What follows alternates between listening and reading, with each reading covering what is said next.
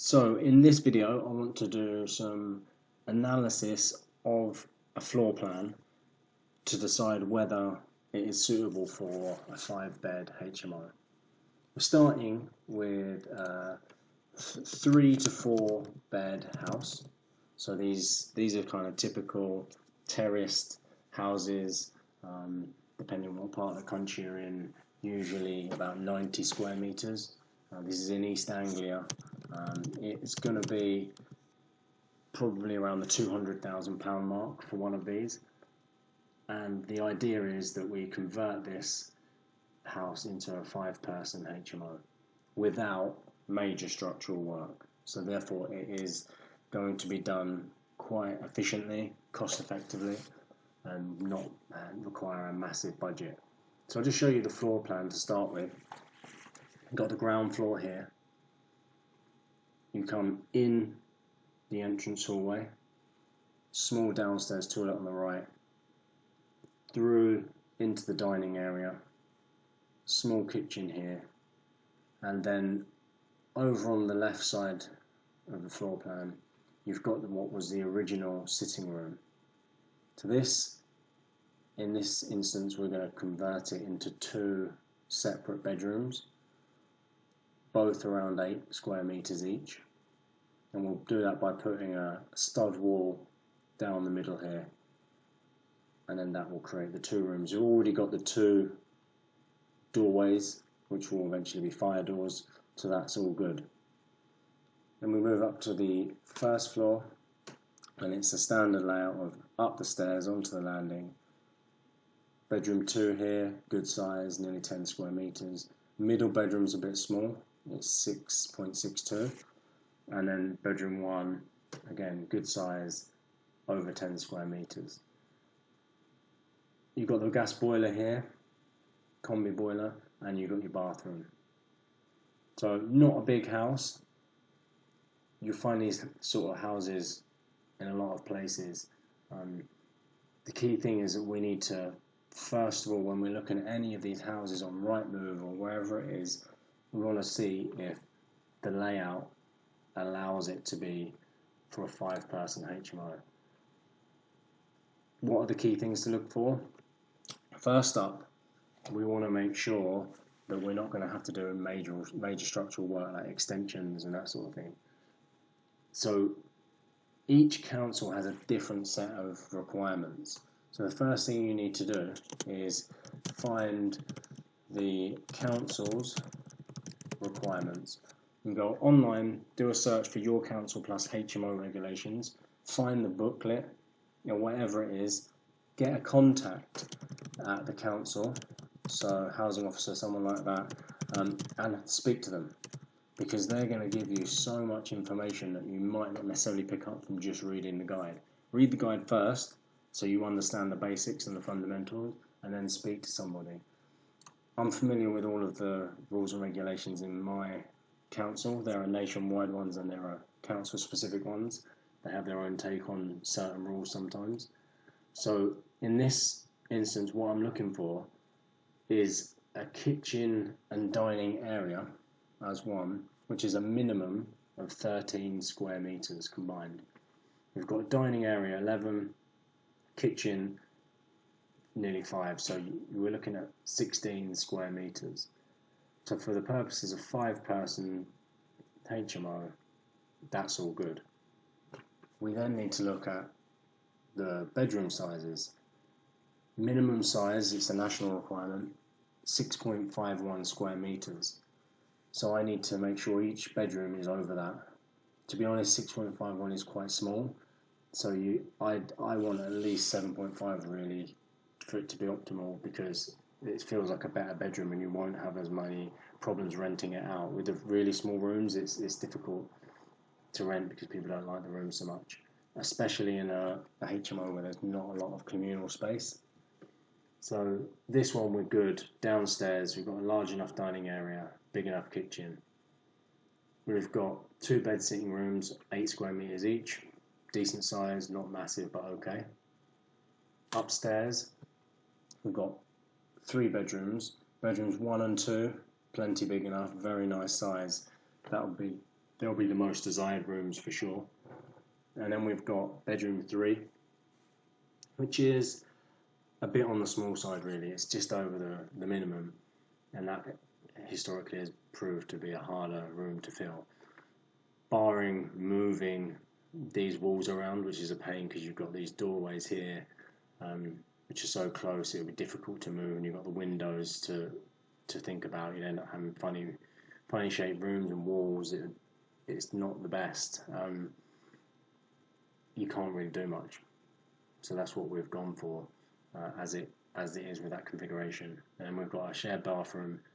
Something we're toying with soon is to convert this boiler room, put the boiler downstairs in the kitchen, and convert this into a shower room.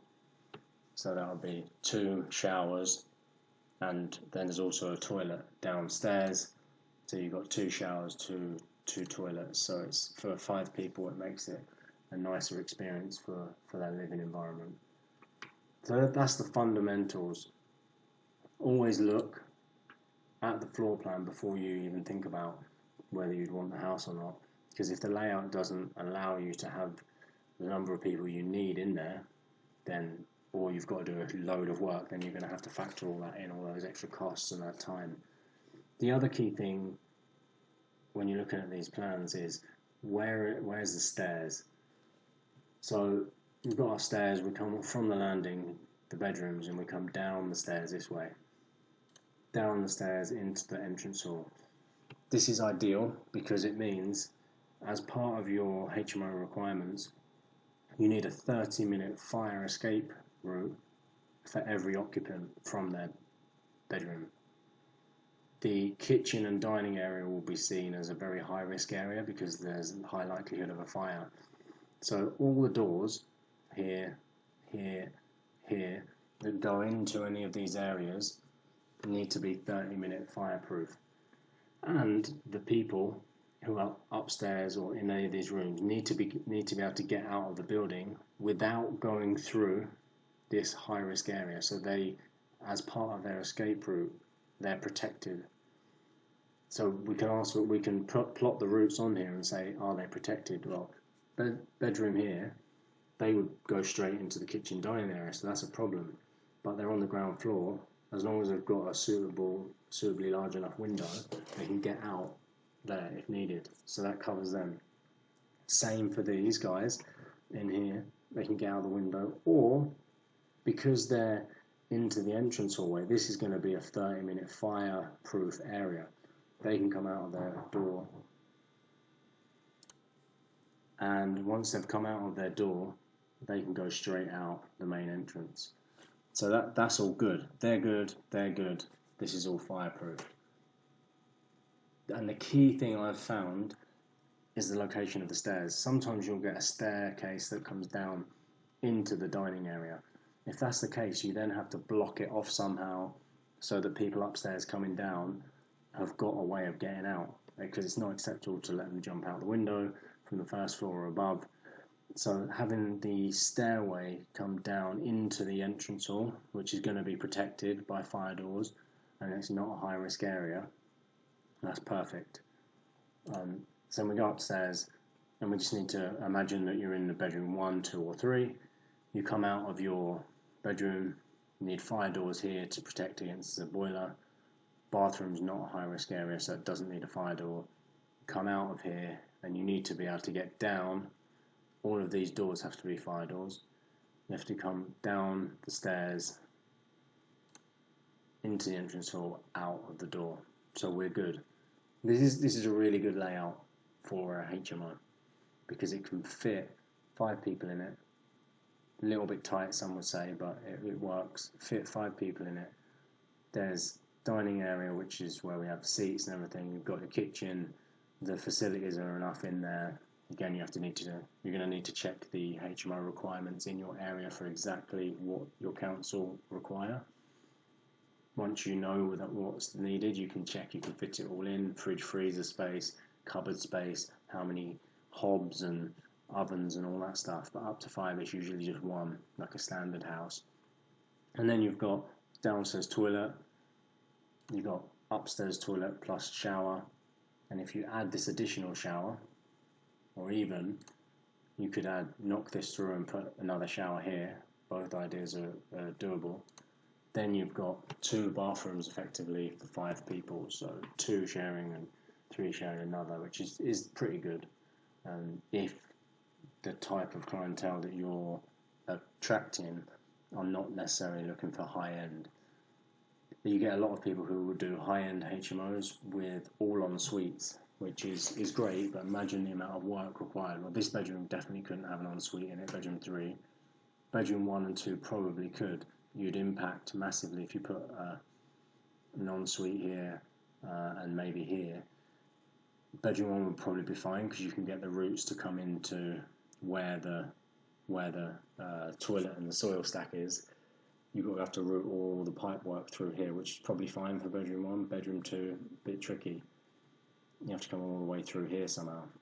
And that's a huge job, a lot of expense, and maintenance as well of those is going to be high. So if the people in your area don't have the budget for spending £700, £800, £900 a month, whatever it is, for an ensuite room, then going with something like this is a second best option. Then you've got downstairs your 2 bedrooms. They're going to have a toilet here. That's handy for them. So layout wise, this is great. Key things: always check the floor plan first.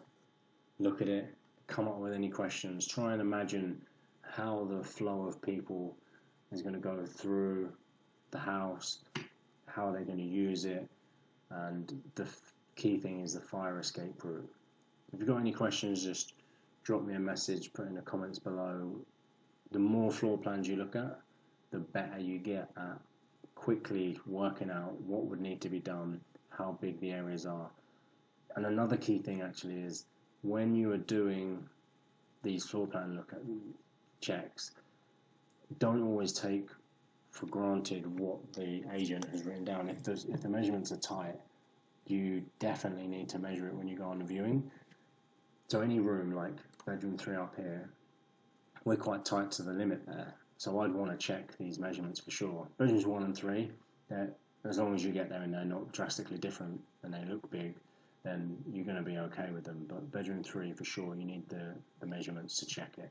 And the same for all of these key areas where if you're dividing a room, you need to make sure there's sufficient space to divide it. So you have to measure this all as well, which is easy, but just things to remember when you're on the viewing.